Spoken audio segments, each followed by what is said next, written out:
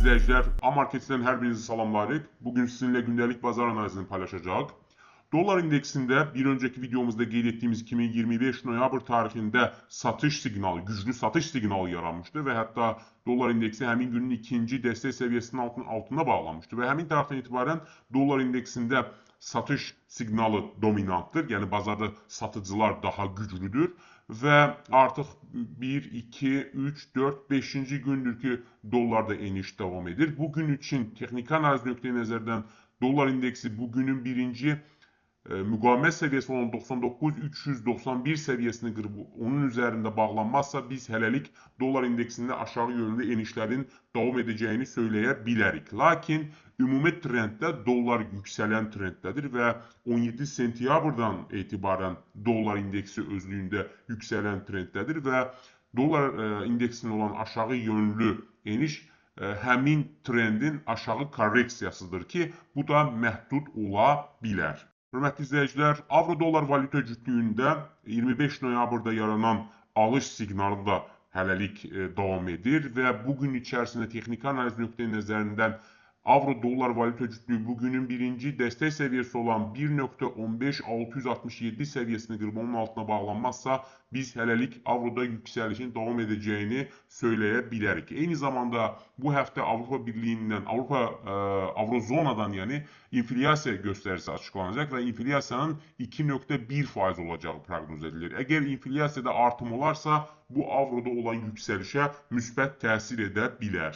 GBP-USD valyuta cütlüyündə isə 25 noyabrda yaranan güclü alış siqnalı artıq yığım mərhələsinə və yaxud da ki range ticarətinə daxil olub.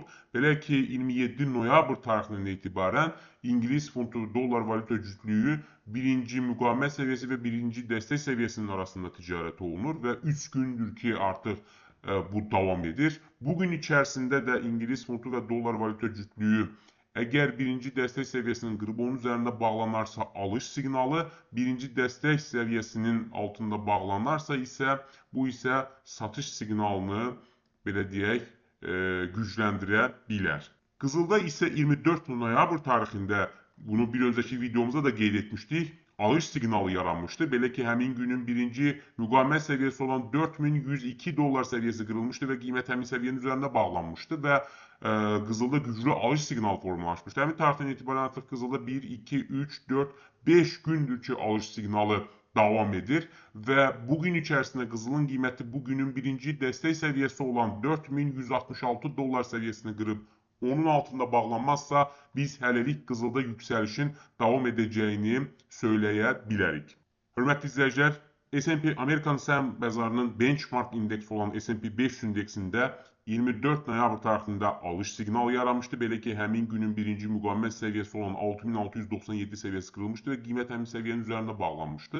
Və bu da bazara alıcıların daxil olduğunu göstərirdi. Həmin tarixdən etibarən 1, 2, 3 gün və hətta 4 gün S&P 500 indeksi yükseliş trendi de devam etmiş oldu. Lakin bugün itibariyle artık S&P 500 indeksi bugünün birinci dəstək seviyesini qırıb, hətta ikinci dəstək seviyesinin üzərində ticarət edilir.